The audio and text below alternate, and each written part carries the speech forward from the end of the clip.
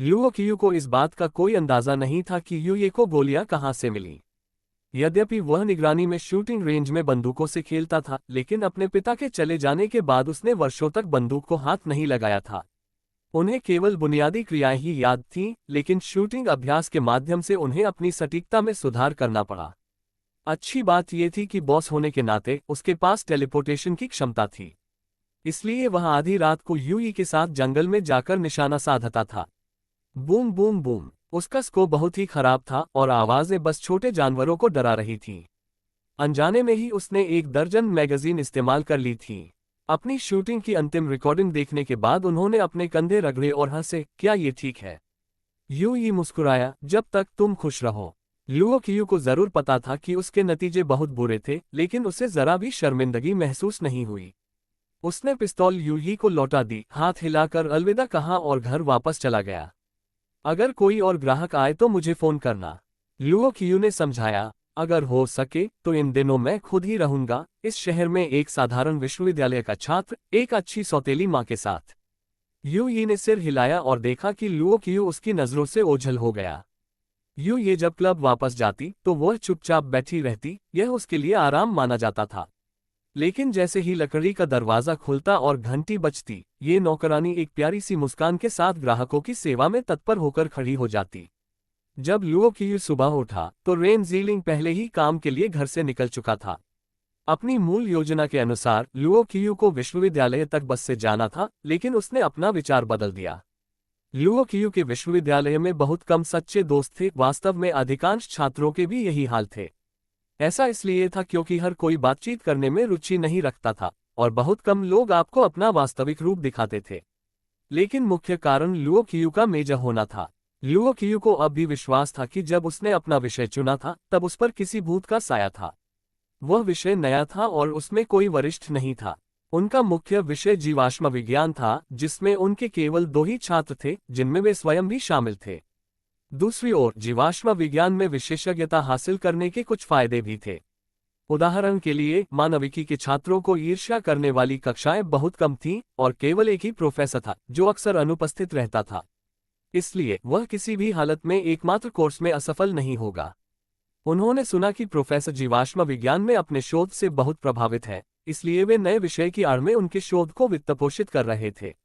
इसलिए लुओ कियू को छुट्टी के लिए अनुरोध भी नहीं करना पड़ा।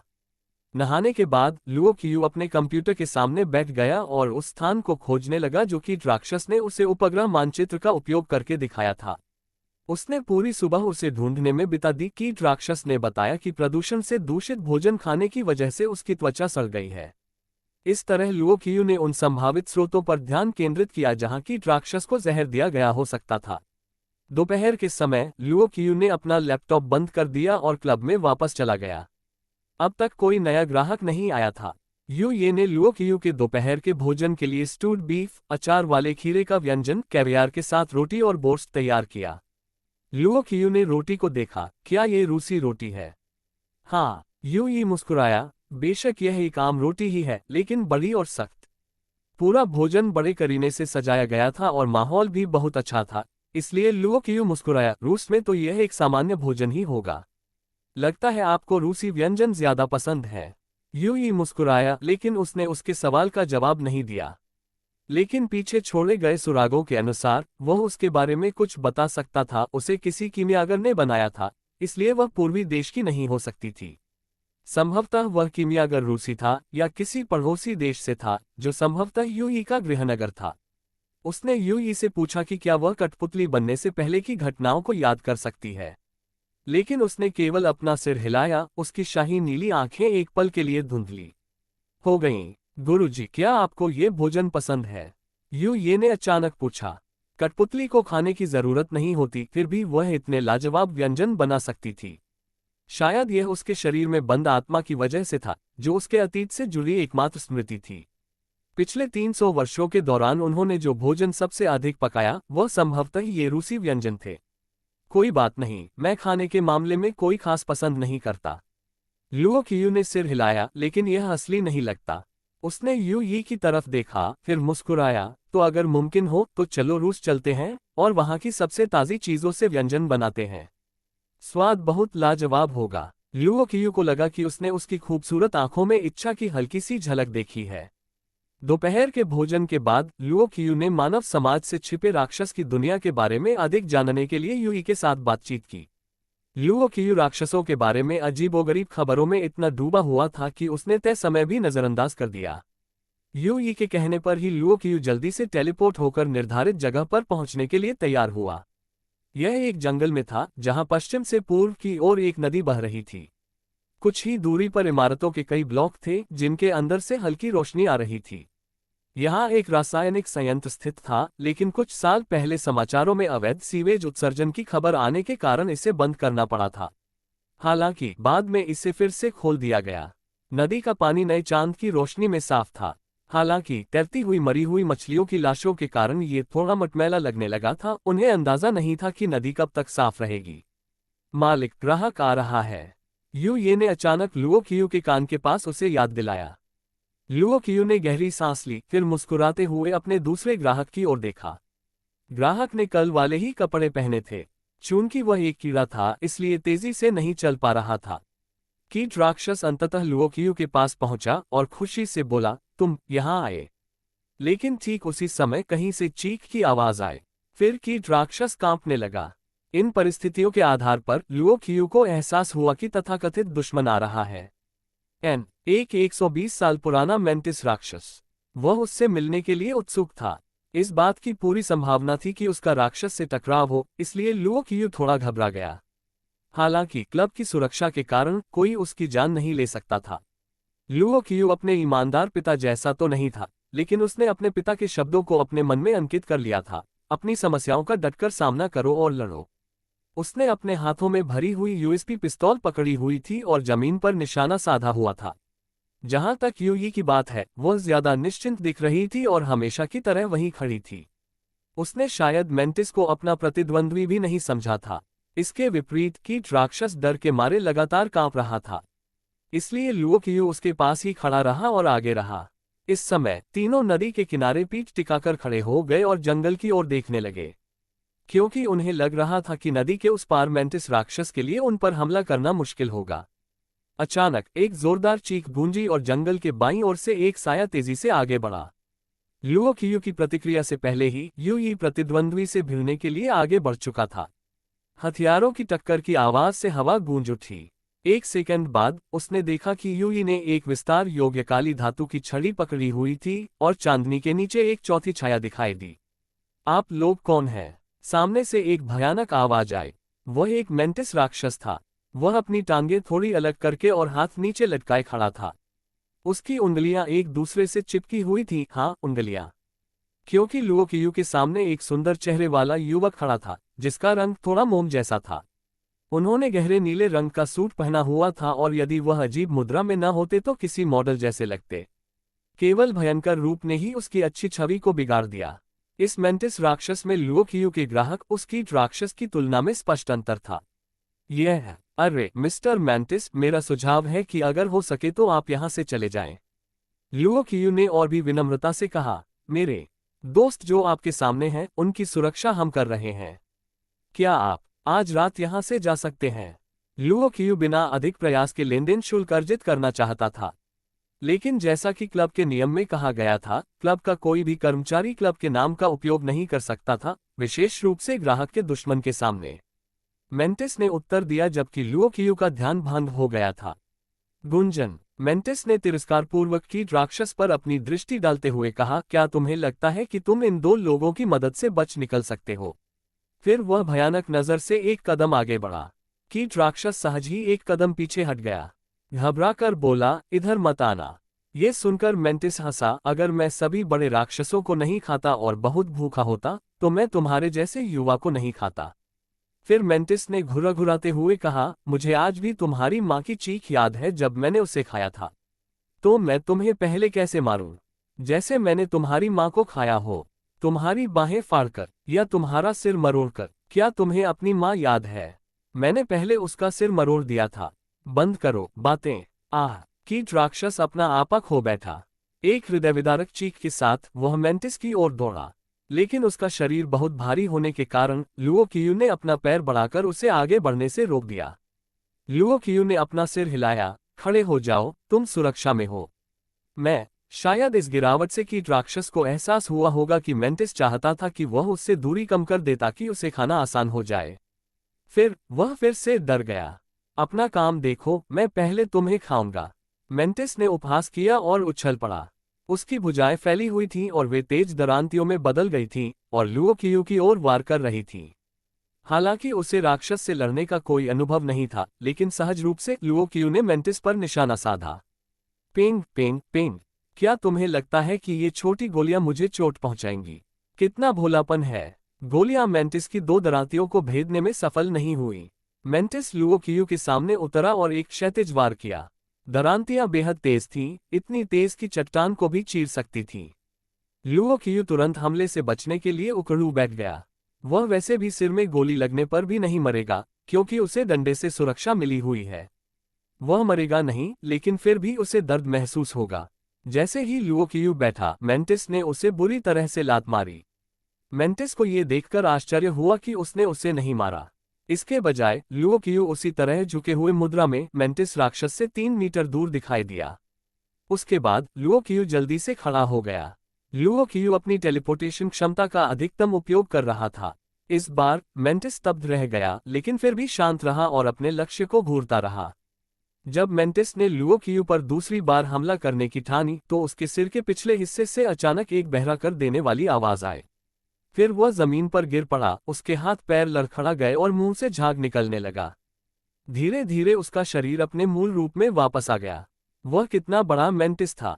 लुओ कियू यू ही को अंगूठा दिखाने से खुद को नहीं रोक सका। यह एक धातु की छड़ी का उपयोग करके किया गया एक बहुत ही प्रभावशाली हमला था। केवल एक परिष्कृत मास्टर ही ऐसा प्रहार कर सकता था जिससे मेंटिस को इसका एहसास न हो। जब कीट राक्षस ने देखा कि उसका शत्रु लगभग मर चुका है, तो वह अचानक चिल्लाया और मेंटिस पर चढ़ गया। यूई को कीट राक्षस से घृणा हो रही थी, इसलिए जब वह करीब आया तो वह कुछ कदम पीछे हट गई। इस बिंदु पर कीट राक्षस ने तुरंत मेंटिस को काट लिया। हे भगवान, मुझे एहसास हुआ कि वह शाकाहारी नहीं है। लुओ कियू को समझ नहीं आ रहा था, इसलिए उसने ये समस्या इंटरनेट पर पोस्ट कर दी। यदि आप एक बड़े कीड़े को एक विशाल मेंटिस खाते हुए देखते हैं तो आप क्या करते हैं? हालांकि कोई भी नेटिजन इतना बोर नहीं था कि उसे जवाब दे सके। खैर, कीड़े ने आखिरकार अपना बदला ले ही लिया था, इसलिए लुओ कियू ने गहरी सांस लेते हुए सन्नाटा तोड़ा। क्या तुम थोड़ा पानी लोगे? नदी का पानी साफ और निर्मल है। कीड़ा उसे घूरता रहा। जैसे ही उसने नीचे देखा और देखा कि उसने क्या किया है, वह लड़ते हुए दूर कूद गया, फिर तेजी से नदी के किनारे पहुंचा और नदी में उल्टी कर दी। काफी देर बाद कीड़े को आखिरकार 2 घूंट पानी मिल ही गया। फिर उसने खुद को संभाला और धीरे से लुओ कियू और यूई के पास गया। बदला लेने में मेरी मदद करने के लिए शुक्रिया। लुओ कियू ने सिर हिलाया। कोई बात नहीं यूई, और मैंने बस अपने समझौते का पालन किया। अब जब तुम्हारा दुश्मन मर चुका है तो हम तुम्हारे लिए आगे क्या कर सकते हैं? चूंकि अभी पूरी रात नहीं बीती थी, इसका मतलब था कि सौदा पूरा नहीं हुआ था, इसलिए लुओ कियू को अभी लेनदेन शुल्क के रूप में जेड टोकन स्वीकार करने का कोई अधिकार नहीं था, जब तक कि खरीदार स्वयं यह न कहे कि सौदा पूरा हो चुका है। लेकिन लुओ कियू इस सौदे को पहले ही खत्म करना चाहता था, इसलिए उसने पूछा, मेंटिस मर चुका है, तो क्या तुम्हें किसी और चीज का डर है? लगता है कोई भी ऐसी वीरान जगह पर नहीं आता। सूर्य उदय होने तक मेरी रक्षा करो। ठीक है, लुओ कियू के जवाब ने कीट राक्षस को आश्वस्त किया। धन्यवाद। यह एकमात्र धाराप्रवाह वाक्य था जो उस कीड़े ने कभी कहा था। इसके बाद कीड़े ने अपना काला कोट उतार दिया और अपना बेहद बदसूरत शरीर दिखाया।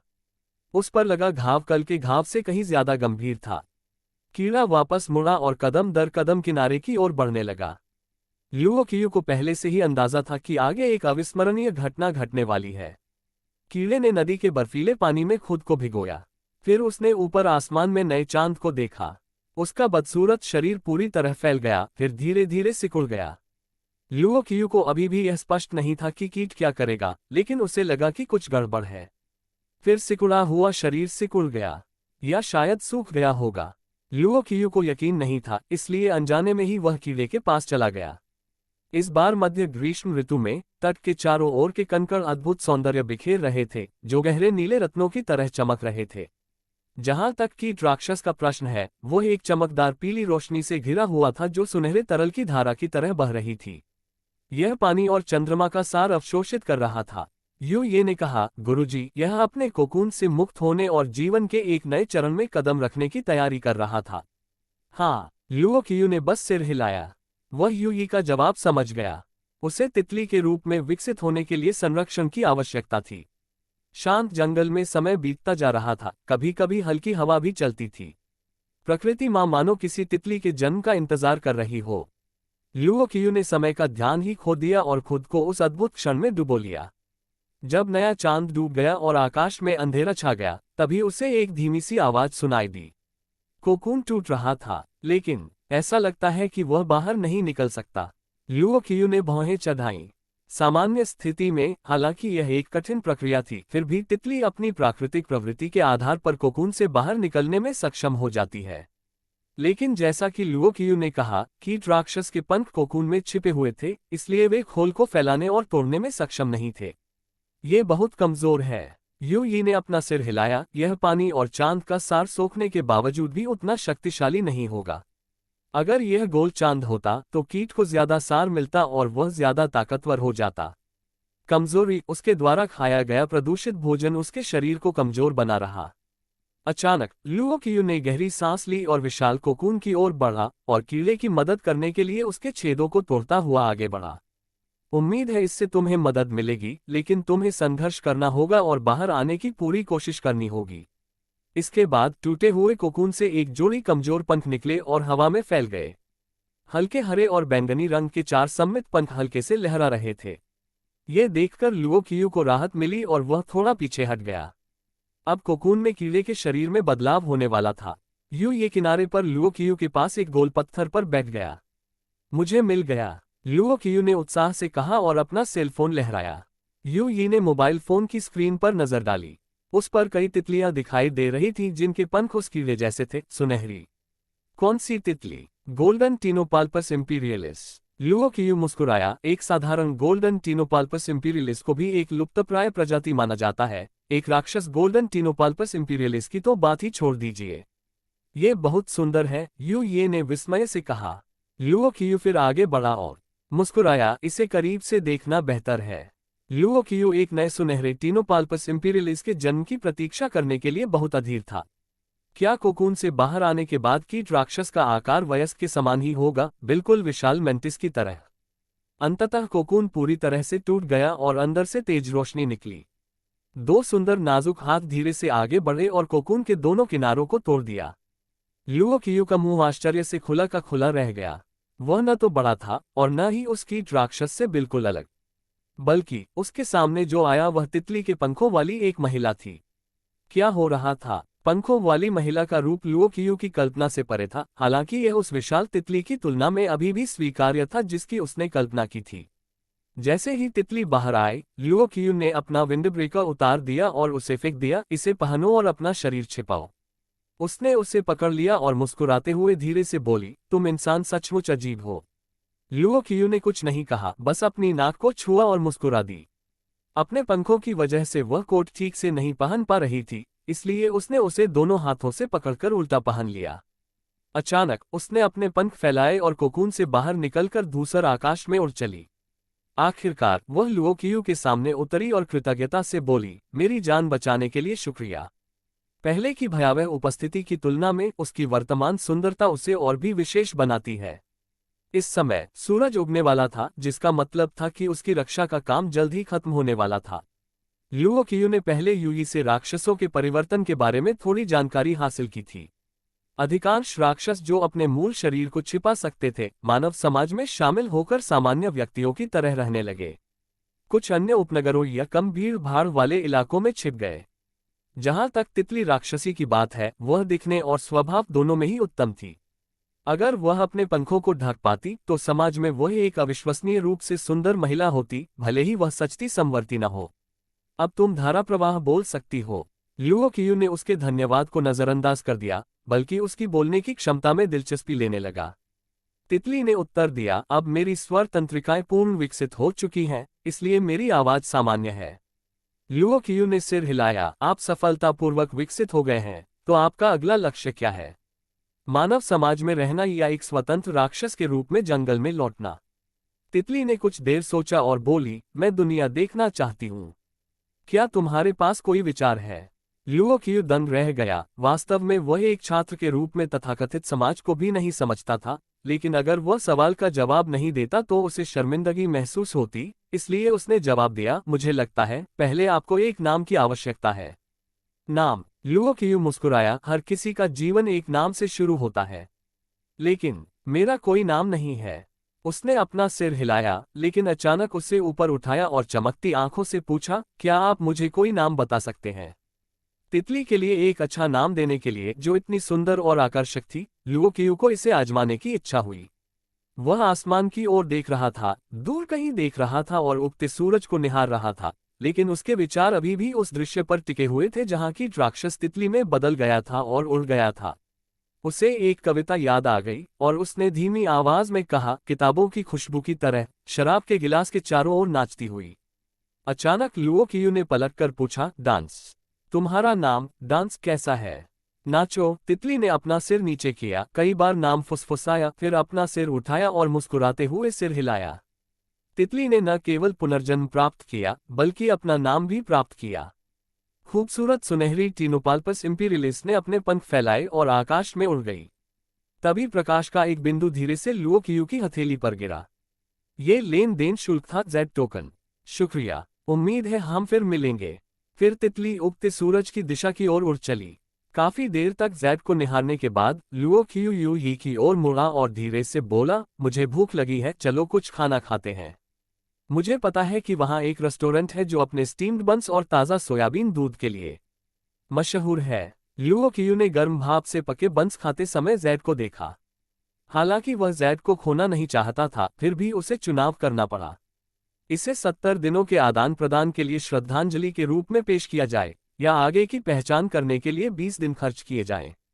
घर वापस आते समय उसने यूई की राय पूछी, हालांकि उसे वही जवाब मिला, गुरुजी, जब तक आप खुश महसूस करते हैं। अभी के लिए इसे छोड़ दो, मेरे पास इतने दिन नहीं है कि आगे की पहचान के लिए इस्तेमाल किया जा सके। दूसरी ओर इसे इतनी जल्दी श्रद्धांजलि के रूप में देना भी अफसोस की बात है, लुओ क्यू ने खुद से कहा। इसलिए उसने निर्णय लिया कि इसे अभी के लिए छोड़ दिया जाए, तथा यदि वह और अधिक सौदे पूरे नहीं कर पाया तो इसे और अधिक दिनों के बदले में वेदी पर चढ़ा दिया जाए। लेकिन अगर ग्राहक लगातार आते रहें, तो जेड के रहस्य पर शोध करना बेहतर होगा। लुओ क्यू, तुम किस बात पर हंस रहे हो और इतनी जल्दी क्यों उठ रहे हो? रेन ज़ीलिंग बिस्तर पर बिखरे बालों और नींद से भरी नजरों के साथ अपने बेडरूम से बाहर निकली। लुओ क्यू ने चाय की मेज पर रखे उबले हुए बंस और सोयाबीन के दूध की ओर इशारा करते हुए उसे जवाब दिया, तुम भी जल्दी उठ गई हो।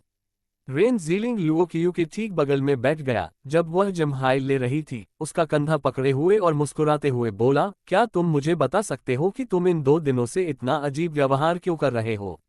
मैं तुम्हारे जीवन के कोच की भूमिका निभा सकता हूँ। लुओ क्यू उससे दूर हट गया और टीवी चालू कर दिया। रेन ज़ीलिंग को कोई आपत्ति नहीं हुई और उसने स्टीम्ड बंस उठा लिए।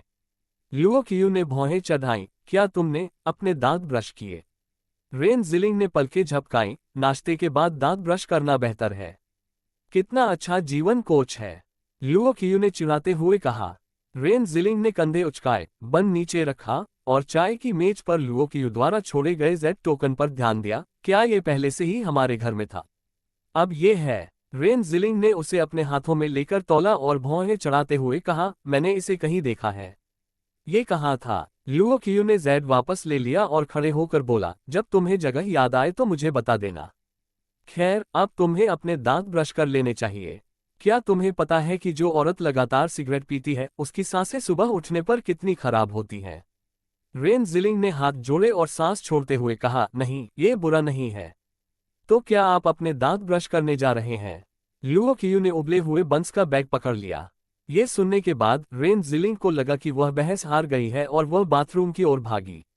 लुओ क्यू ने जेड टोकन को देखा और फिर कुछ सोचा। टीवी पर एक महिला एंकर ने सटीक लहजे में कहा, आज एवरलास्टिंग हॉट ग्रुप अपनी नई विकास परियोजना प्रकाशित करेगा।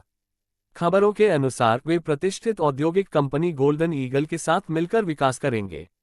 लुओ क्यू को याद आया कि यह काओजिकियान और उनके पार्टनर, प्रॉपर्टी डेवलपर की परियोजना थी।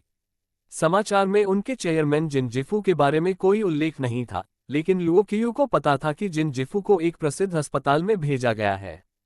तभी रेन जिलिंग अचानक टूथब्रश मुंह में दबाए बाहर निकली। मुझे याद आया कि मैंने जेड टोकन पहले कहाँ देखा था।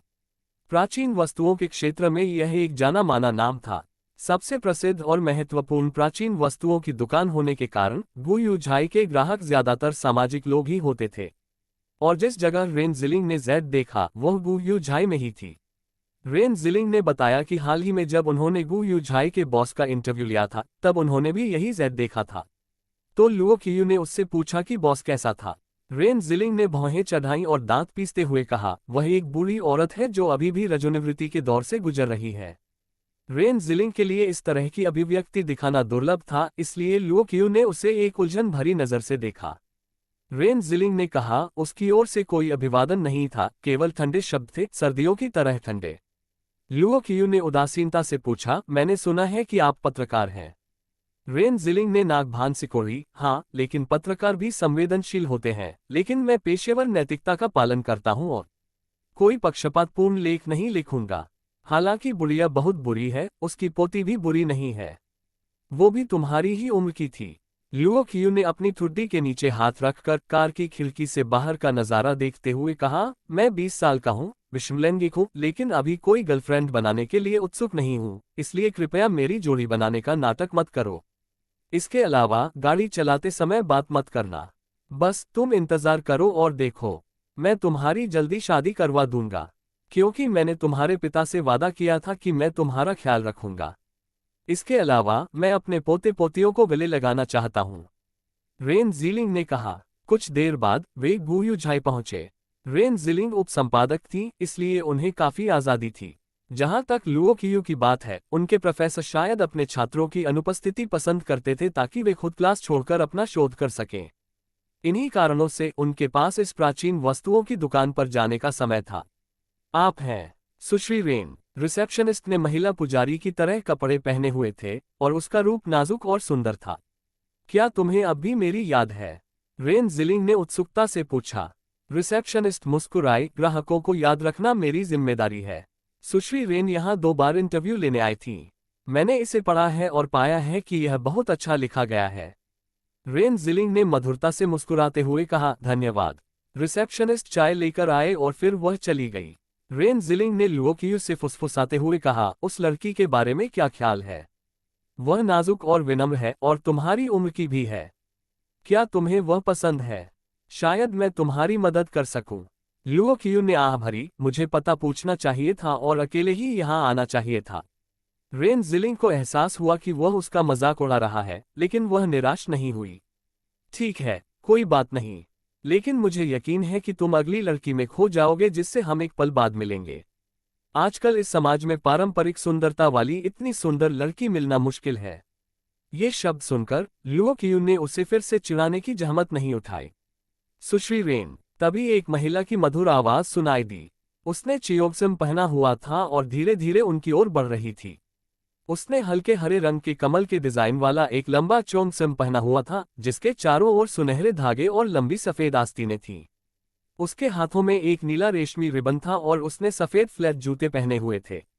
वह महिला लंबी थी, उसकी आंखें सुंदर थीं, कमर पतली और छाती भरी हुई थी। उसके बाल सिर्फ एक सफेद हेयरपिन से बंधे हुए थे। लुओ कियू उसके आकर्षक रूप को देखकर दंग रह गया। रेन जिलिंग ने उसे थोड़ा धक्का दिया और धीमी आवाज में कहा, क्या तुम उसे देखकर दंग रह गए हो?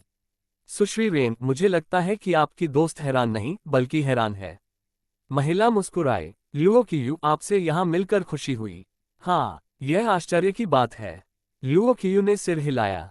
रेन जिलिंग दंग रह गया, क्या तुम दोनों एक दूसरे को जानते हो?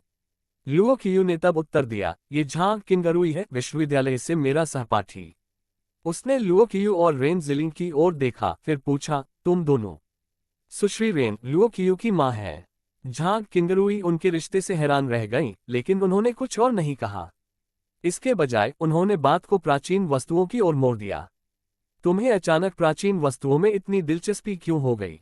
रेन जिलिंग को लुओ कियू से कुछ मौन संकेत मिले, इसलिए उसने जेड टोकन का उल्लेख नहीं किया, बल्कि कहा कि वह प्राचीन वस्तुओं के बारे में कुछ अध्ययन कर रहा था।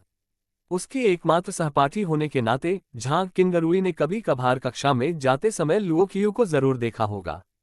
हालांकि वे बात नहीं करते थे क्योंकि वह इतना अंतर्मुखी था कि अभिवादन के अलावा कुछ भी नहीं कर पाता था। उसने सोचा कि अब बातचीत लुओ कियू द्वारा पिछले कुछ महीनों में उससे बोले गए शब्दों की कुल संख्या से अधिक होगी। जरूर, कोई बात नहीं, झांग किंगरुई ने मेहमाननवाजी से जवाब दिया। मैं आपकी रुचि की कुछ चीजें पेश कर सकता हूं और आपको उचित दाम भी दे सकता हूं। लुओ कियू ने चारों ओर देखा। वहां काफी प्राचीन वस्तुएं और चीनी मिट्टी के बर्तन थे। हालांकि उन्हें वही जेड नहीं मिला जिसका उल्लेख रेन जिलिंग ने किया था। उसने अपना सिर हिलाया, क्या इससे बेहतर कुछ है? और रेन जिलिंग ने कहा, सुश्री झांग, क्या आप पिछली बार जो मैंने देखा था उसे इस जिद्दी बच्चे को दिखा सकती हैं? उसे अपने क्षितिज का विस्तार करने की जरूरत है। जरूर, कृपया मेरे पीछे आइए।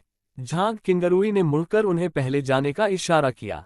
ये दृश्य दो युवकों द्वारा अंदर आते हुए कैद कर लिया गया। बॉस झोंग, वह आदमी कौन है? सुश्री झांग ने खुद उसका अभिवादन किया। बॉस झोंग ने भौहें चढ़ाई और कहा, चलो पहले श्रीमती झांग के पास चलते हैं और बाकी सब कुछ फिलहाल रोक देते हैं। बॉस झोंग का जन्म एक रहस्यमयी परिवार में हुआ था। वह एक सौम्य स्वभाव वाला काबिल इंसान था जो उन बेकार अमीर दूसरी पीढ़ी से बिल्कुल अलग था। हर हफ्ते बॉस झोंग सन की बूढ़ी औरत के साथ बातचीत करने के लिए यहाँ आता था। हर बार जब बॉस झोंग यहाँ आते थे तो सन की महिला उनके या उनके कर्मचारी के साथ अच्छा व्यवहार नहीं करती थी, लेकिन बॉस झोंग फिर भी शांत और स्थिर रहते थे। हर बार जाने से पहले बॉस झांग किंगरुई से बात करने की कोशिश करता और उसे रिझाने के अपने इरादे जाहिर करता, लेकिन झांग किंगरुई उसकी भावनाओं का जवाब नहीं देती थी। इन बातों की वजह से कर्मचारी को एहसास हुआ कि उसके बॉस को झांग किंगरुई पर गहरा क्रश है। इसलिए कर्मचारी ने कुछ लोगों की मदद से झांग किंगरुई की निजी तौर पर पृष्ठभूमि की जांच की। तभी उसे पता चला कि वह एक विश्वविद्यालय की छात्रा और अविवाहित थी, लेकिन ज्यादातर समय गुयुझाई का व्यवसाय संभालती थी। फिर उसने बॉस झोंग को सारी बातें बता दी, जिससे बॉस झोंग का गुस्सा शांत हो गया। अगली सुबह कर्मचारी को उसकी मदद के लिए जेड का एक टुकड़ा मिला। उपहार प्राप्त करने के बाद कर्मचारी ने झांग किंगरुई के बारे में समाचार पर ध्यान देना शुरू कर दिया। मुझे आपका अनुयायी पसंद नहीं है। वह कोई प्रतिभाशाली व्यक्ति नहीं लगता। जैसे ही कर्मचारी श्रीमती झांग के साथ बातचीत कर रहे व्यक्ति की पृष्ठभूमि के बारे में बात करने के बारे में सोच रहा था, उसने अचानक कुछ ऐसे शब्द सुने जिससे उसे पसीना आ गया। ये बूढ़ी औरत, लेकिन वह उसे मना नहीं कर सका, इसलिए वह मासूमियत भरी निगाहों से फर्श की ओर देखता रहा। अगर तुम्हें वह पसंद नहीं है तो उसे बाहर इंतजार करने दो। बॉस झोंग मुस्कुराया और मुड़ा और बोला, चेंग यून, कृपया हमें अकेला छोड़ दो। चेंग यून ने सिर हिलाया। उसने कोई असंतोष जाहिर करने की हिम्मत नहीं की और चुपचाप कमरे से बाहर चला गया। ये कमरा असली बॉस का दफ्तर था। दरवाजे के बाहर लटकी आधुनिक शैली की डोर प्लेट के उलट कमरे के अंदर की सजावट प्राचीन सुंदरता का एहसास दिलाती थी। दालान में एक पारंपरिक मंचू पर्दा और सियान रंग की लकड़ी का तख्ता लगा था। खिड़की के पास एक शाही कुर्सी रखी थी जिसे मोटिव्स और टैनन संरचना से डिजाइन किया गया था। ड्राइंग रूम के प्रवेश द्वार पर मोतियों के पर्दे लटक रहे थे। ड्राइंग रूम में एक पडाक सेक्रेटरी दिखाई दे रहा था, जिसके बाईं ओर लिखने का ब्रश, स्याही और कागज रखे थे, जबकि दूसरी तरफ प्राचीन पुस्तकों का ढेर लगा था। एक कोने पर फूशी शैली का एक जिथर रखा हुआ था। जैसे ही चेंग यून चला गया, श्रीमती झांग ने खुद को धीरे से पंखा झलाते हुए कहा, आप बहुत धैर्यवान हैं, अपने चिड़चिड़े दादा से कहीं बेहतर हैं। बॉस झोंग ने कहा, श्रीमती झांग, मेरे दादाजी पिछले कुछ वर्षों से चित्रकला और सुलेख पर ध्यान केंद्रित कर रहे हैं, इसलिए अब वे अधिक शांत स्वभाव के हैं। उसने जवाब दिया, मैं बहुत पहले ही राजधानी छोड़कर चली गई थी, बस उन्हें ये बताने के लिए कि मैं, झांग ली फेंगलान, उनके काम में दखल देने की कोई इच्छा नहीं रखती। तुम्हारे दादाजी को जरूर कोई बात याद आ गई होगी, तभी उन्होंने अपने पोते को मुझे ढूंढने भेजा है। श्रीमती झांग ने बॉस झोंग को घूरा। हालांकि वह एक बुजुर्ग महिला थी, फिर भी उनकी नजर ने उन्हें दबाव में डाल दिया। आपके शांत और अच्छे व्यवहार ने मुझे प्रभावित किया है, इसलिए मैं आपको अपनी कहानी सुनाने का मौका दूंगी। बॉस झोंग ने हल्की सी खुशी के साथ गहरी सांस ली। उसने कुछ देर सोचा, फिर हल्के से कहा, लुओ चेन ने एक बुजुर्ग से कुछ राज सुने हैं कि एक जगह है जहां कोई भी इच्छा पूरी हो सकती है, और मेरे परिवार के बुजुर्ग ने कहा है कि तुम इस बारे में सबसे ज्यादा जानकार हो। श्रीमती झांग ने अचानक व्यंग्य किया, तुम बहुत भोली हो। क्या तुम्हें पता है कि जिस जगह का तुम जिक्र कर रही हो वह कोई खास पहाड़ या पवित्र जगह नहीं है, बल्कि एक ऐसी जगह है जहां राक्षसों से सौदा होता है। बॉस झोंग फिर खिलखिलाकर मुस्कुराए, लगता है कहानी सच है। तो मिसेस झांग, आप पहले भी वहां जा चुकी हैं, है ना? श्रीमती झांग ने पंखा हिलाया, उनका स्वर बदल गया। आज मेरी तबीयत खराब है, इसलिए कृपया चले जाए और कभी वापस मत आइएगा। ये देखकर झोंग लुओचेन ने एक छोटी थैली निकाली, उसे खोला और उसमें रखी चीज उड़ेल दी। श्रीमती झांग, आपको परेशान करने के लिए माफी चाहता हूँ। जो गिरा वह एक जेड लॉक था। श्रीमती झांग का गुस्सा थोड़ा नर्म हुआ। उन्होंने जेड के ताले को अपनी हथेली में लिया, उसे हल्के से सहलाया, फिर आह भरते हुए बोली, यही मैंने अपनी बहन को राजधानी छोड़ने से पहले दिया था। क्या तुम सचमुच इसे जानकारी के आदान प्रदान के लिए इस्तेमाल करना चाहती हो? मेरी दादी ने जाने से पहले मुझे ये दिया था। झोंग लुओचेन ने फुसफुसाते हुए कहा, उन्होंने कहा था कि अगर झोंग परिवार मुसीबत में है तो केवल यही परिवार को बचा सकता है। श्रीमती झांग ने हाथ जोड़कर ताला पकड़ लिया और फिर आह भरी। अभी के लिए वापस जाओ, मुझे इस मामले पर ध्यान से सोचना है। झोंग लुओचेन ने सिर हिलाया, मुझे उम्मीद है कि आप मुझे जल्द ही जवाब देंगे। लेकिन आप इसका उपयोग किस लिए करेंगे? श्रीमती झांग ने पूछा। उसने कहा, यह मेरे दादाजी के बारे में है। डॉक्टर ने कहा है कि यह चिड़चिड़े बूढ़े आदमी जल्द ही मर जाएंगे। दूसरी तरफ लुओ कियू ने जो कुछ देखा था वह सब अमूल्य वस्तुएं थीं। हालांकि वह प्राचीन वस्तुओं से परिचित नहीं था, फिर भी वह उन खजानों की अनोखी आभा को महसूस कर सकता था। हालांकि उन्होंने तथाकथित जेड टोकन नहीं देखा। तो रेन जिलिंग ने झांग किंगरुई की ओर देखा और पूछा, सुश्री झांग, लगता है कुछ चीजें गायब हैं। पिछली बार जब मैं इंटरव्यू लेने आया था तो कई छोटे छोटे टुकड़े गायब थे। झांग किंगरुई मुस्कुराया, अच्छी याददाश्त है। हाँ, कुछ संग्रह पहले ही भेजे जा चुके हैं। उसके बाद उसने शेल्फ से एक तस्वीरों का एल्बम उठाया और खोला। ये होने चाहिए, इन्हें नीलामी कंपनी को भेजा गया था। एक नज़र में लुओ कियू ने एल्बम में छपे जेड टोकन की तस्वीर को प्रभावशाली ढंग से कैद कर लिया। इसलिए उन्होंने सीधे झांग किंगरुई से चित्र एल्बम ले लिया। ये बहुत ही असभ्य था, लेकिन लुओ कियू ने ज्यादा नहीं सोचा। उसने बस तस्वीरों को ध्यान से देखा। हालांकि रेन जिलिंग को शर्मिंदगी महसूस हुई, इसलिए उसे झांग कियानरुई से माफी मांगनी पड़ी। जब वह अपनी पसंद की चीजें देखता है तो उसे हमेशा ऐसा ही लगता है। झांग किंगरुई ने सिर हिलाया, कोई बात नहीं, हमारे पास अभी भी बहुत कुछ है, आप इसे घर ले जा सकते हैं। लुओ कियू ने सिर हिलाया और केवल इतना कहा, धन्यवाद। जैसे ही उसे एहसास हुआ कि जेड टोकन यहाँ नहीं है, वह दरवाजे की ओर बढ़ा और बाहर चला गया। इससे रेन जिलिंग खुद को असहाय महसूस करने लगा और झांग किंगरुई को भी यही महसूस हुआ, लेकिन उसने अपने अच्छे शिष्टाचार के कारण कुछ नहीं कहा। रेन जिलिंग उसे उकसाने से खुद को रोक नहीं पाए। उसने लुओ कियू को पीछे खींचा और झूठी मुस्कान बिखेरी, अच्छी तरह देखने का मौका मत गंवाना। लुओ कियू के पास एक पल के लिए उन पर नजर डालने के अलावा कोई चारा नहीं था, लेकिन अचानक वह भौचक्का होकर एक कोने में चला गया। यह क्या है? लुओ कियू ने एक कोने में कांच के ढक्कन से ढकी एक वस्तु की ओर इशारा किया। यह एक बहुत ही परिचित काला कार्ड था और कार्ड पर 2 सुनहरे मोहरें थीं। इससे ये पुष्टि हो गई कि यह क्लब का कार्ड था और इसे 2 बार इस्तेमाल किया जा सकता था। हालांकि रेन जिलिंग इस कार्ड को देखकर हैरान हो गई और फुसफुसाई, मुझे याद नहीं कि मैंने इसे पहले कभी देखा हो। लुओ कियू को कारण पता था, वह क्लब की चीज थी। वह वहां पड़ी रहती, पर बहुत कम लोग उसे देख पाते। लोगों ने इसकी दिखावट के कारण इसे नजरअंदाज कर दिया, बिल्कुल क्लब की तरह। केवल वे ही इसे देख सकते थे जिन्हें इसकी आवश्यकता थी। हाँ, यह तो हमेशा से ही वहां रहा है। शायद तुमने इस पर ध्यान नहीं दिया। झांग किंगरुई ने लुओ कियू की ओर देखा और बिना किसी संदेह के कहा, क्या तुम्हें इस कार्ड में दिलचस्पी है? बेशक लुओ कियू को इसमें रुचि थी, क्योंकि हर काला कार्ड उसके लिए एक संभावित ग्राहक का मतलब था। लेकिन उन्होंने सोचा कि अपनी रुचि दिखाना अनुचित होगा, तो उसने सिर हिलाया, नहीं, मुझे तो ये अजीब लगता है। उसने झांग किंगरुई की ओर देखा। ये काला कार्ड कोई प्राचीन वस्तु नहीं लगता, मुझे बस लगा कि ये दुकान के माहौल से मेल नहीं खाता।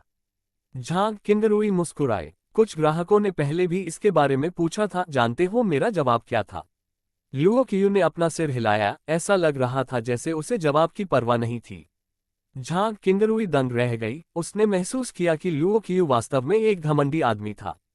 कोई टिप्पणी नहीं। झांग किंगरुई ने उसे जवाब दिया, रेन जिलिंग ने उसे घूर कर देखा। उसे पता था कि लुओ कियू एक मूर्ख है और उसने अपने सहपाठी को नाराज कर दिया था, इसीलिए उसने उसके साथ छल किया था। एक पत्रकार के रूप में कई वर्षों के अनुभव के बाद उसे एहसास हुआ कि यह झांग किंगरुई का उन्हें खारिज करने का विनम्र तरीका था। रेन जीलिंग ने समय देखने का नाटक किया, फिर चिंतित भाव से देखा। बहुत देर हो गई है। परिचय के लिए शुक्रिया। बाद में मेरा एक इंटरव्यू है। वैसे इन छोटी छोटी बातों पर ध्यान मत दो। असल में लुओ कियू एक अच्छा लड़का है और अरे लुओ कियू रुको, भाड़ में जाओ। लुओ कियू ने मन ही मन कसम खाए आह भरते हुए दरवाजे की ओर चल पड़ा। रेन जिलिंग ने जल्दी से बाकी की छोटी सी बातचीत खत्म की और जल्दी से लुओ कियू के पास दौड़ा। बाद में झांग किंगरुई, जो एक क्लासिकल ब्यूटी थी, ने आखिरकार अपने चेहरे की मुस्कान को गायब कर दिया। भौहें चढ़ाते हुए उसने शोकेस में रखे काले कार्ड को देखा। अचानक उसे कार्ड छूने की इच्छा हुई। हालांकि जैसे ही उसकी उंगलियां कार्ड के पास पहुंची, वह एक पल के लिए झिझकी, फिर उसने यह विचार त्याग दिया और शोकेस बंद कर दिया। युवा महिला प्रबंधक ने कंपनी में केवल 2 साल काम किया था, लेकिन उसकी मुलाकात बड़ी संख्या में जाने माने लोगों से हुई थी। संग्रह में काले कार्ड पर बहुत कम लोगों ने ध्यान दिया था। उसे पता था कि उसकी दादी ने जानबूझकर कार्ड वहां रखा था। उसने कारण पूछा था, लेकिन उसकी दादी श्रीमती झांग हर बार सिर हिलाकर चुप रहती थी, मानो किसी बात से बच रही हो। इस काले कार्ड में शायद कुछ जादुई बात होगी। अगर कोई रुककर इस पर नजर डालता तो उसे इसे हथियाने की इच्छा होती। अपनी दादी के अलावा झांग किंगरुई शायद वो इंसान थी जिसका इस कार्ड से सबसे ज्यादा संपर्क था, इसलिए शायद उसे इसे पाने की सबसे ज्यादा इच्छा थी। इसके अलावा जो ग्राहक काले कार्ड पर अपनी नजरें गड़ाए रहते थे, वे उसे तब तक घूरते रहते थे जब तक कि वे अपनी तंद्रा से जाग नहीं जाते थे। कुछ आगंतुकों ने कहा था कि वे किसी भी कीमत पर ब्लैक कार्ड खरीद लेंगे, सिवाय इसके कि यह बिक्री के लिए नहीं था। इसलिए वह उलझन में थी कि उसकी दादी इसे प्रदर्शन के लिए क्यों रखेंगी।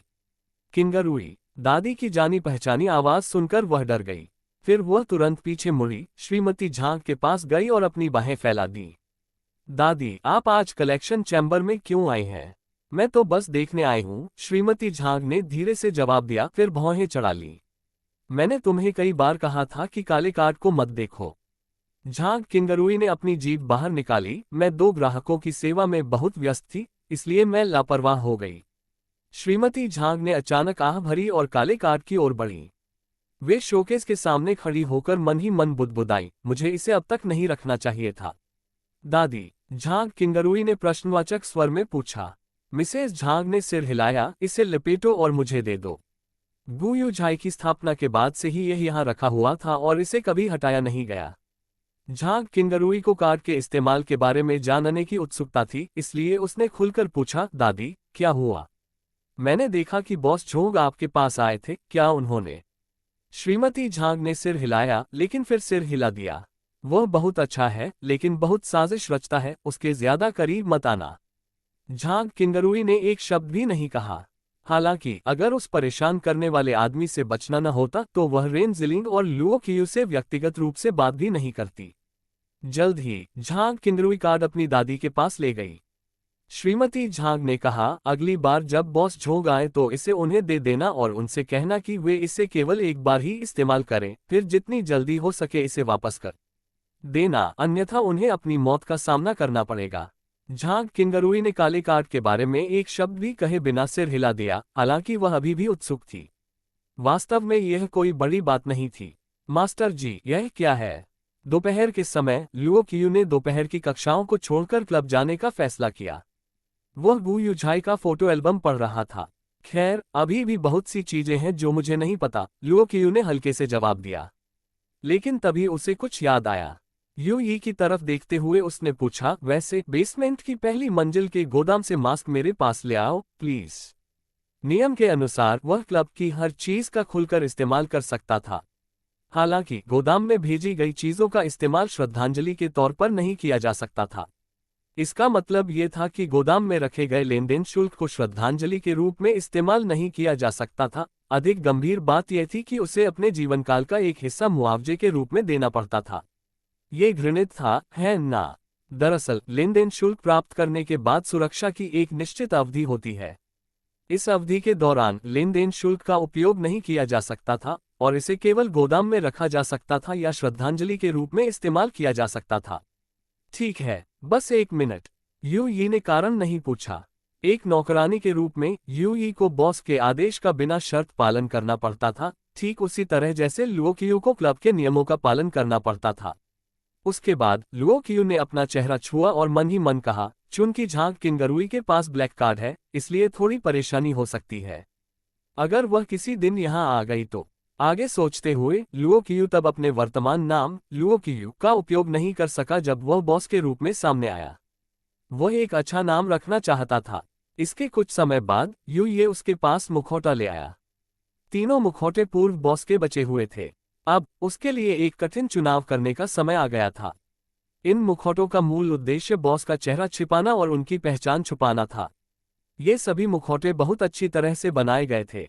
लुओ कियू ने एक मुखौटा उठाया और उस पर लगी सजावट को छुआ। सजावट से पता चला कि यह एक वेनिस का मुखौटा था, बाउटा, जो आधे चेहरे को छुपा रहा था। लुओ कियू ने उसे पहनकर देखा। उसे लगा जैसे मास्क उसके चेहरे से तेजी से चिपक गया, फिर गायब हो गया। अब वह बिल्कुल उसकी अपनी त्वचा जैसा लग रहा था। उसे घुटन महसूस नहीं हो रही थी और उससे भी ज्यादा आश्चर्यजनक बात यह थी कि मास्क का वजन कम हो गया था। मास्क पहनने के बाद आप अदृश्य हो सकते हैं। उसने महसूस किया कि जानकारी उसके दिमाग में प्रवाहित हो रही है। फिर उसने जिज्ञासा से यू यी की ओर देखा। क्या तुम मुझे देख सकते हो? देखकर तो नहीं, यू यी ने उत्तर दिया, लेकिन मुझे गुरु की उपस्थिति का एहसास है। लुओ कियू दंग रह गया और एक आईना उठाया, लेकिन उसमें कुछ भी दिखाई नहीं दिया। थोड़ी देर बाद उसने बाउटा उतार दिया। वह ग्राहकों के सामने अपनी पहचान उजागर करने को तैयार नहीं था, अदृश्य नहीं होना चाहता था। यह उसके लिए एक खिलौना मात्र था। इसके बाद लुओ कियू ने दूसरा मुखौटा उठाया, कागज की लुगदी से बना एक मुखौटा। इसकी सुनहरी आंखें और लाल रंग से रंगे फटे होंठ थे। दरअसल यह एक जापानी शैली का लोमड़ी का मुखौटा था। लुओ कियू ने इसे आजमाया। यह इनारी का चेहरा है जो अच्छी फसल के लिए प्रार्थना करता था। हाँ, यह उन इलाकों में काम आ सकता है जहां खेती की तकनीक कमजोर है या जहां खेती की तकनीक नहीं है। ये मुखौटा लुओ कियू के सूट से भी मेल नहीं खाता था, जो यू यी ने चुना था। तीसरा, जोकर का मुखौटा। उसे इसे पहनकर आराम महसूस हुआ। जैसे जैसे यह उसके चेहरे पर घुलता गया, उसके दिमाग में भी जानकारी उमड़ती गई। यह एक वास्तविक विदूषक है जो सभी जादू को देख सकने की क्षमता रखता है। यहाँ जिस जादू की बात कही गई है वह हाथ की सफाई वाला जादू है, अलौकिक नहीं। मैं खुशकिस्मत हूं कि यह रंगीन मास्क की बजाय सफेद मास्क है। लुओ कियू ने मजाक में कहा, कोई भी रोनाल्ड मैकडॉनल्ड से इस गंभीर जगह पर मिलना नहीं चाहेगा। तुम्हें नहीं पता था कि वह क्या बात कर रहा था। मैं इसे ले लूंगा, ये सूट के साथ ज्यादा अच्छा लगता है। हालांकि यह क्षमता बेकार है। लुओ कियू फिर खड़ा हो गया। सूट के साथ जोकर का मुखौटा पहनना उससे बिल्कुल भी अजीब नहीं लग रहा था, बल्कि इससे उसे एक रहस्यमय एहसास हुआ। पर कुछ गड़बड़ सी लग रही थी। लुओ कियू ने आईने में देखते हुए ये जानने की कोशिश की कि क्या गड़बड़ है। तभी यू ये क्लोकर रूम से एक टॉप हैट, एक काली बेत और एक जोड़ी सफेद दस्ताने लेकर आया। लुओ कियू ने टोपी और दस्ताने पहने और प्रयोग के तौर पर बेत लहराए। इससे उसे अच्छा महसूस हुआ। अच्छा, अब से मुझे मिस्टर क्लाउन ही कहो, लुओ कियू ने मजाक में कहा। खैर, एक क्लाउन इस तीव्र इच्छाओं से भरी जगह का माहौल हल्का कर देगा। गुरुजी, जब तक आप खुश हैं। जैसे ही लुओ कियू ने इस उत्तर के अति प्रयोग के बारे में शिकायत करना चाहा, क्लब की घंटी बज उठी। लुओ कियू के पास अपनी नई पोशाक का आनंद लेने का समय नहीं था। वह हॉल में गया और ग्राहक की सेवा करने के लिए तैयार हो गया। प्रवेश द्वार पर एक युवक खड़ा था और घबराहट से इधर उधर देख रहा था। वह लुओ कियू से कई साल बड़ा होगा।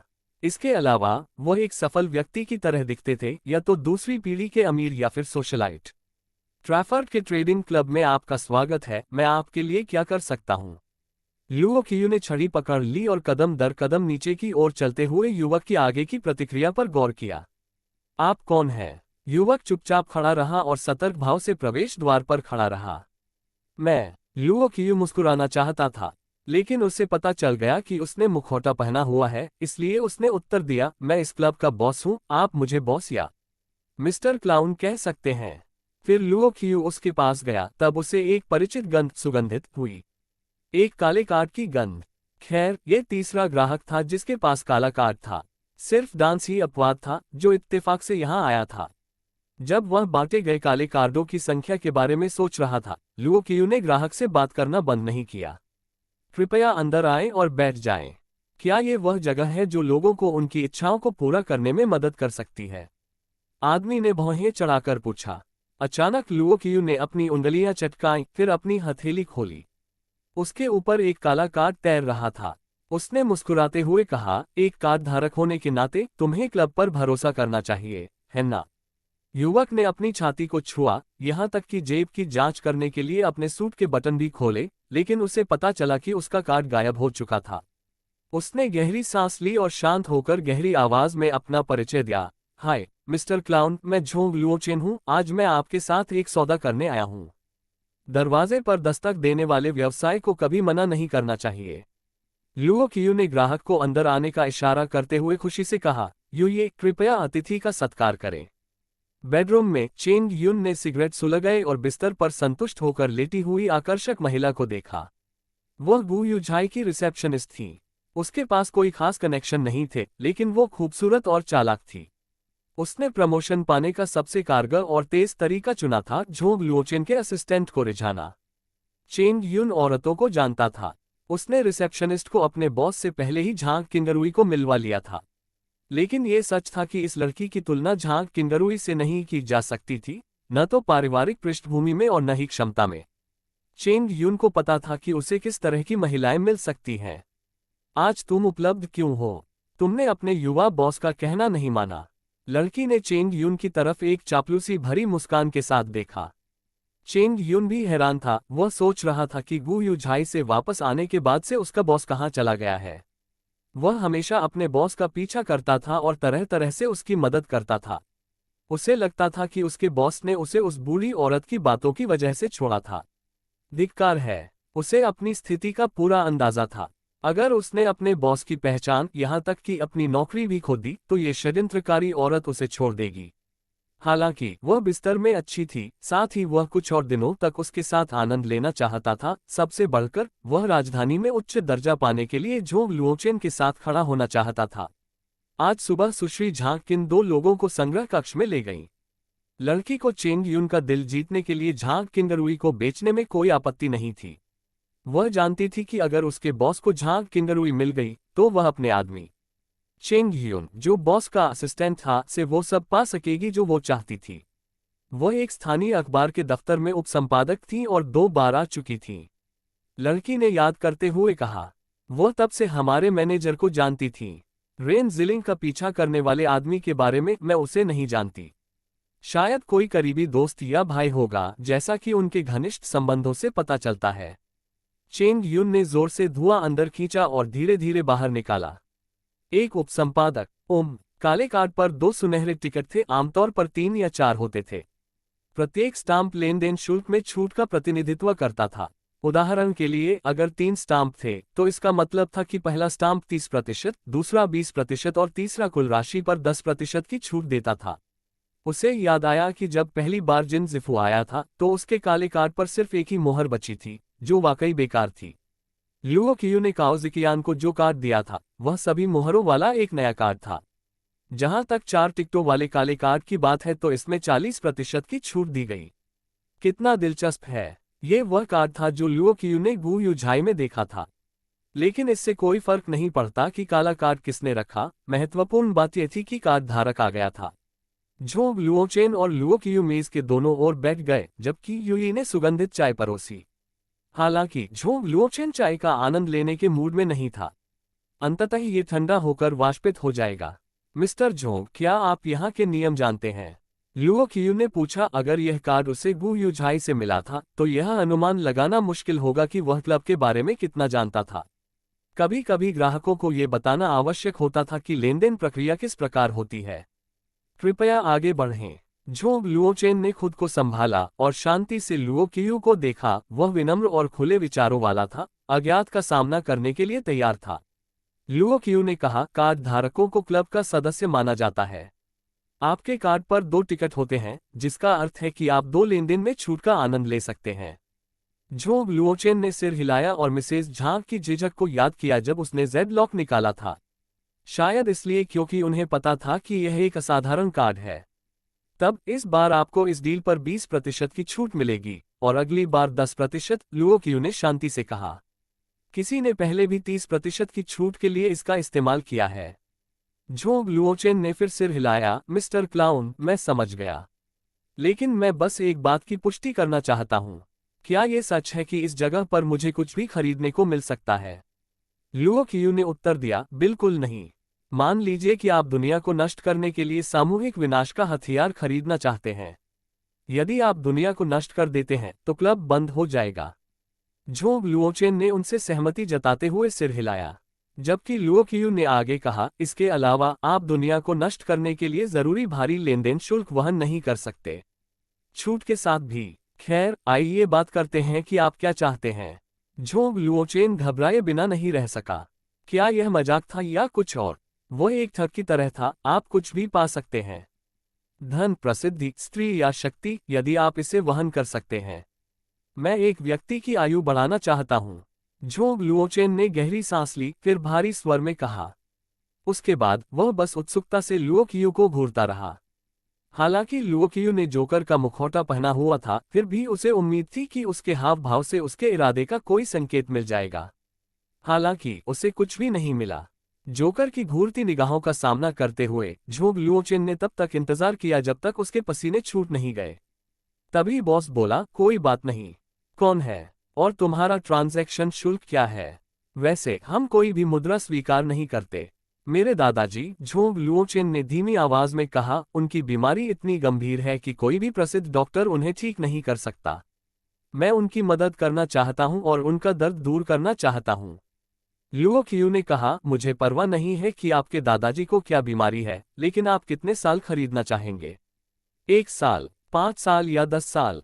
झोंग लुओचेन ने लुओ क्यू को देखा, अधिकतम कितना है? लुओ क्यू ने कहा, यह इस बात पर निर्भर करता है कि आप कितना खर्च कर सकते हैं और आप अपने दादाजी को कितना महत्व देते हैं। 10 साल? नहीं। झोंग लुओचेन एक पल के लिए हिचकिचाया। 5 साल, केवल 5 साल। कीमत? मुझे नहीं पता कि इसे कैसे मापा जाए। क्या आप मुझे बता सकते हैं? लेकिन मुझे पता है कि यहाँ अनजाना व्यापार स्वतंत्र इच्छा से होना चाहिए, इसलिए मुझे विश्वास है कि आप गुमराह नहीं करेंगे। लेकिन मैं तुम्हें रास्ता दिखा सकता हूँ। लुओ क्यू रुक गया, जिससे झोंग लुओचेन और भी असहज हो गया। उसने अपनी बेचैनी छिपाने की कोशिश करते हुए चाय की चुस्की ली। क्या आप झोंग लुओचेन के दादा के बारे में जानकारी के बदले में अपने जीवन के 3 घंटे खर्च करना चाहते हैं? हाँ। यद्यपि लुओ क्यू चुप हो गया, वह वास्तव में वेदी के साथ संवाद कर रहा था। जैसा कि यूई ने कहा, पहला लेनदेन पूरा करने के बाद उसे मजबूत क्षमताएं मिलेंगी। जैसे कि अब वह अपने विचार से वेदी के साथ संवाद कर सकता था और अपनी इच्छित बुद्धि प्राप्त करने के लिए अपने जीवनकाल का आदान प्रदान कर सकता था। वेदी लुओ क्यू को अपना जीवनकाल बढ़ाने दे सकती थी, लेकिन ऐसा लगता था कि वह उसी समय इसका शोषण भी कर रही थी। चूंकि उसके पास अभी भी 70 दिन के जीवनकाल वाला सफेद जेड टोकन था, इसलिए लुओ क्यू ने सीधे तौर पर जानकारी खरीदने का फैसला किया, अग्रिम निवेश के लिए। लेकिन अपने जीवन के 6 घंटे कम हो जाने के कारण उसे अभी भी दिल का दर्द महसूस हो रहा था। झोंग लुओचेन के आधा बर्तन चाय पीने के बाद ही लुओ क्यू ने धीरे से कहा, सर, आपको ये समझना चाहिए कि आपके दादाजी कई लोगों के भाग्य को प्रभावित करते हैं।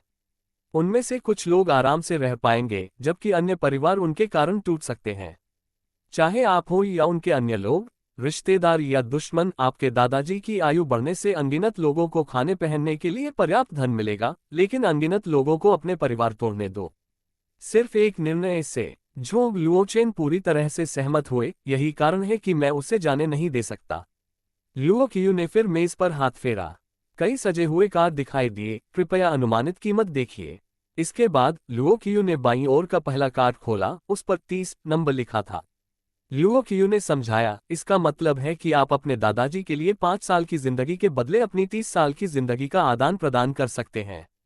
झोंग लुओचेन दंग रह गया, फिर गुस्से से बोला, ये कैसा सौदा है? मात्र 5 वर्षों के लिए मेरे जीवन के 30 वर्ष। लुओ क्यू ने शांति से कहा, मिस्टर झोंग, जहां तक मुझे पता है, आपकी पीढ़ी में 2 और लोग हैं जिनके पास पारिवारिक व्यवसाय संभालने की आपकी ही तरह की क्षमता और अवसर हैं। इसके अलावा, भले ही आप में अच्छी प्रतिभा हो, आपको अपने दादाजी जैसा प्रभाव बनाने में 10 साल लगेंगे। और यही सबसे अच्छा परिणाम है। तो 10 को 3 से गुणा करें तो 30 साल होंगे।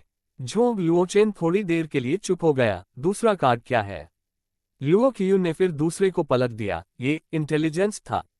इसका मतलब ये था कि उसकी आयु कम नहीं होगी बल्कि उसके दादा की आयु बढ़ जाएगी, लेकिन वह अपनी बुद्धि हमेशा के लिए खो देगा। जाहिर है ये वह बात नहीं थी जिसे झोंग लुओचेन स्वीकार कर सके। और तीसरा, झोंग लुओचेन ने अनजाने में अपनी लार निगल ली। तीसरा था खुशी। इसका क्या मतलब है? झोंग लुओचेन ने भौहें चढ़ाईं। लुओ कियू ने उदासीनता से कहा, इसका मतलब है कि बाद में चाहे आपको कुछ भी मिले, आप खुश नहीं रहेंगे। चाहे वह प्यार हो, आपका बच्चा हो, या कोई रिश्ता हो, आप अपनी संतुष्टि की भावना खो देंगे, चाहे आप कुछ भी करें या कैसे भी करें। इस बार झोंग लुओचेन चुप हो गया। लुओ कियू ने चौथा कार्ड खोलने का इरादा किया। अचानक झोंग लुओचेन ने उसे रोकने के लिए चिल्लाया, रुको, लेन देन शुल्क के रूप में मेरी खुशी छीन लो। लुओ कियू चौंक गया। श्री झोंग, आप जानते हैं यह आपका अधिकार है कि आपको सभी विकल्प बताए जाएं। झोंग लुओचेन ने व्यंग्य किया, ये और भी भयानक हो सकता है। शैतान से सौदा करने के लिए ये सचमुच सही जगह है। मैं अपनी जान या अपनी बुद्धि नहीं दूंगा। क्या यही कारण है कि आप अपनी खुशी त्यागना चाहते हैं? उसने अपना सिर उठाया और आत्मविश्वास से कहा, हाँ, लेकिन याद रखना, मैं कार्ड धारक हूं और अभी भी अपनी खुशी की छूट का दावा करने के योग्य हूं।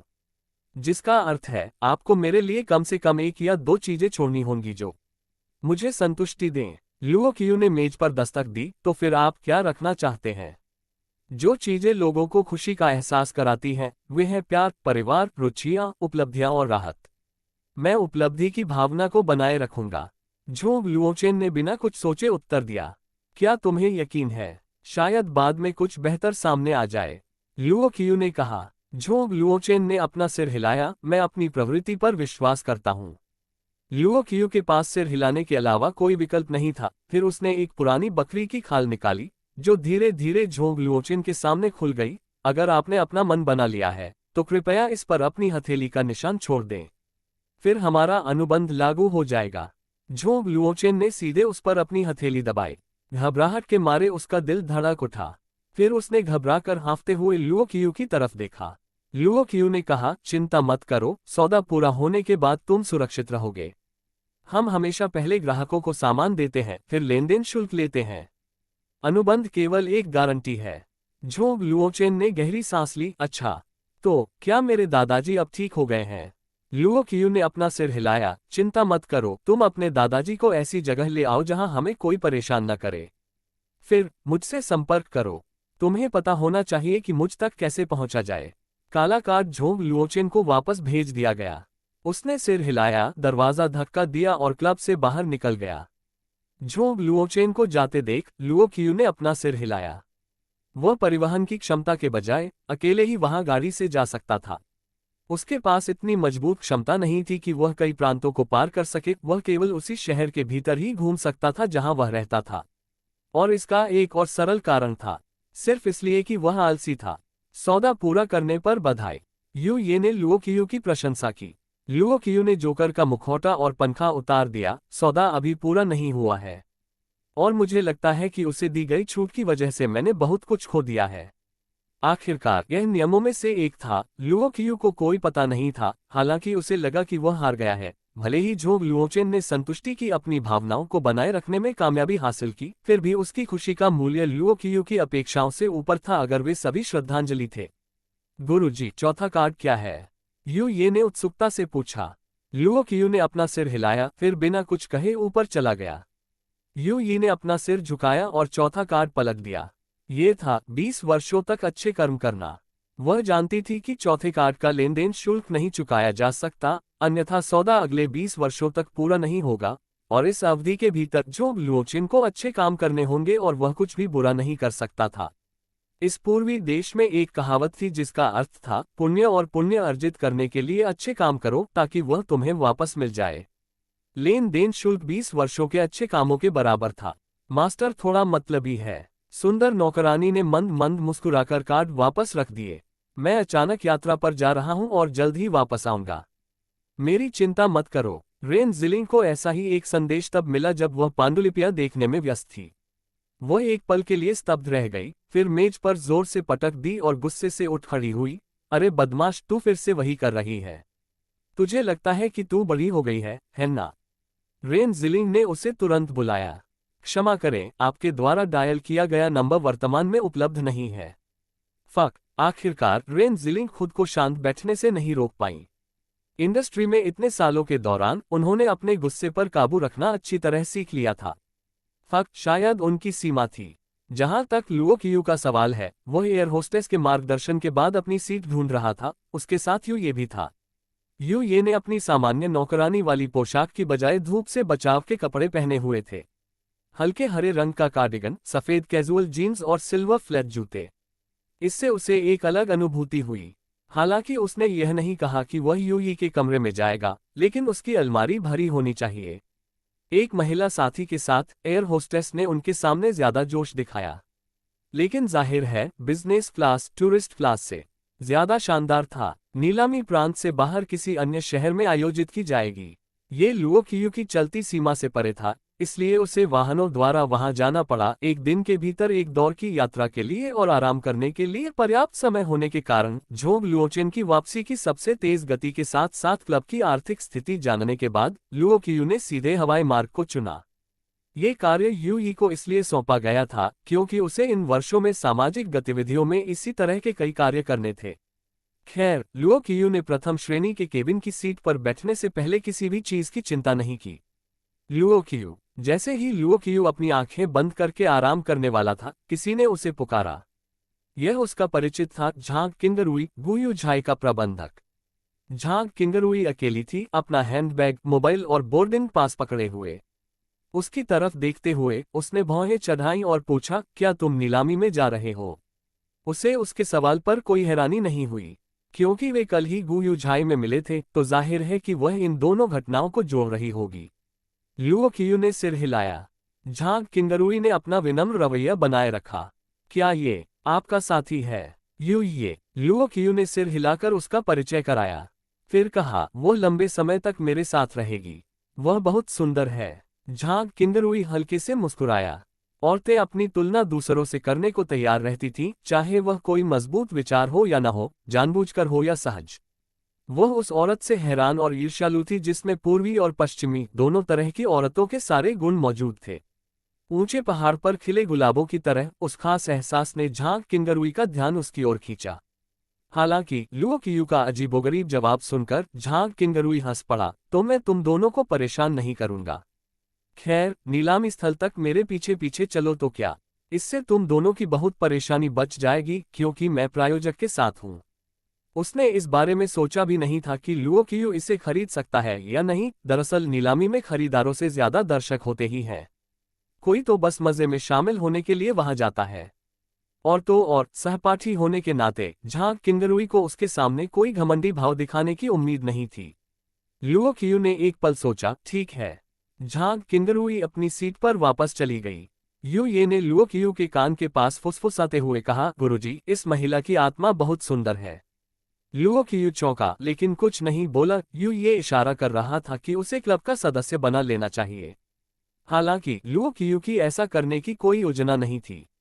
वह नहीं चाहता था कि कोई ऐसा व्यक्ति जो रेन जीलिंग और उसे दोनों को जानता हो, क्लब में शामिल हो, क्योंकि अगर उसकी मुलाकात बॉस की पहचान वाले झांग किंगरुई से होती तो वह मुश्किल में पड़ जाता। हम इस बारे में बाद में बात कर सकते हैं। फिर लुओ कियू ने अपनी आंखें बंद कर लीं। उनके अंतरंग व्यवहार को एयर होस्टेस ने कैद कर लिया। इस बीच उसे स्वप्निल सुंदर लड़की पर अद्भुत अनुभूति हुई। दोनों के अपने अपने विचार थे। उसे यूई की खूबसूरती से जलन हो रही थी। दूसरी ओर झांग किंगरुई को अजीब लग रहा था कि किसी को लुओ कियू पर क्रश हो सकता है, जो हमेशा दूसरों के प्रति उदासीन रहता है। वह जरूर उसका सच्चा प्यार होगा। और कुछ औरतें प्रेम प्रसंग की कल्पना में उन्हें दिल से आशीर्वाद दे रही होंगी। उड़ान के दौरान उनकी कोई बातचीत नहीं हुई। हवाई जहाज के उतरने के बाद लुओ कियू और यूई झांग किंगरुई के पीछे पीछे नीलामी स्थल तक गए। सामने वाली कार रुक गई थी, उसके पीछे दूसरी कार भी अभी अभी इस ओर से निकली थी। वे एक ही समय पर अलग अलग स्थानों पर गए। उसी समय राजधानी शहर में झोंग के परिवार के विला में। चेंग ह्यून, तैयार हो जाओ और यहीं मेरा इंतजार करो, झोंग लुओचेन ने उसे आदेश दिया, फिर जल्दी से विला में चला गया। चेंग ह्यून ने उसकी अवज्ञा करने की हिम्मत नहीं की। उसने अपना सेल फोन निकाला और कर्मचारियों को भेज दिया, साथ ही विला पर भी नजर रखी जिसमें वह अभी भी प्रवेश करने के योग्य नहीं था। झोंग लुओचेन अपने दादाजी की जांच करने के लिए वापस आए, जिनकी हालत गंभीर थी। चेंग युन का भाग्य झोंग परिवार के अगले नेता से जुड़ा हुआ था। हालांकि उसके सभी वंशज करिश्माई थे, लेकिन गंभीर रूप से बीमार बूढ़े नेता ने यह तय करने के लिए कोई वसीयत नहीं बनाई थी कि उनमें से कौन उत्तराधिकारी होगा। इसलिए चेंग युन को उस संभावित युद्ध का डर था जो वर्तमान नेता के जाने के बाद छिड़ सकता था। वह बस इस बात से उलझन में था कि झोंग लुओचेन ने उसे प्रथम श्रेणी के केबिनों में सभी सीटें एक राउंड ट्रिप के लिए आरक्षित करने का आदेश क्यों दिया था। तभी एक और कार विला में घुसी। चेंग युन को पता था कि झोंग परिवार का एक और बच्चा वापस आ गया है। इस समय तक झोंग लुओचेन के सभी प्रतिद्वंद्वी और परिवार के बाकी महत्वपूर्ण सदस्य एक साथ इकट्ठा हो गए थे। क्या आसमान बदलने वाला है? 1। चेंग युन ने अपना सिर उठाया और आकाश की ओर देखा, और उसने कसम खाई, इस धुंध को भाड़ में डालो। 1। क्या आकाश बदलने वाला है? प्रमुख शक्तिशाली हस्तियों में परिवर्तन के कारण परिवर्तन।